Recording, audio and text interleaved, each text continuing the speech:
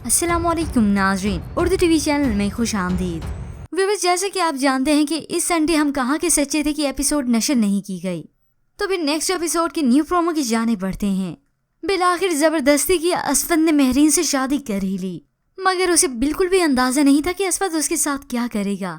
वो बुके लेकर महरीन के पास आया और उसे कहता है, पता है तुमने सबसे ज्यादा नुकसान मेरा किया है और मैं तुम्हें सजा दूंगा।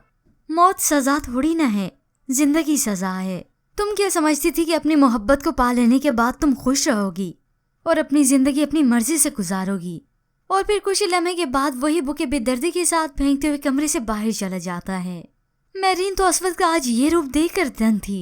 भागते हुए आईने की जानिब गई तो उसे मशली नजर आती है, जैसे आज वो इसकी बर्बादी पर हंस रही हो। इंजॉय। अब बस महरीन तो ना करदा जुर्म की सजा भुगत रही है। व्यूअर्स, ये ड्रामा सीरियल जो हर दिल अजीज हो चुका था, मगर असफद के अब इस रवैये की वजह से ये ड्रामा सिर्फ डिप्रेशन के अलावा और कुछ नहीं। असफद ने खोज लगाने की कोशिश ही नहीं की। मशल जिंदा थी तो उसकी बातें सुनता रहा। मशल मर गई, इस दुनिया से चली गई, तो भी वो उसी की सुन रहा है। अब जब सुबह असफद की वालदा का इस कमरे में आना हुआ तो वो अपने कदमों में ज्वेलरी देखती हैं। वो ज्वेलरी को इस हालत में देखकर परेशान हो जाती हैं कि आखिर ऐसा क्या हुआ। मगर महरीन खामोश है, वो कुछ भी नहीं बताती। मगर असफद को तो अब सिर्फ और सिर्फ महरीन से बदला ही लेना है।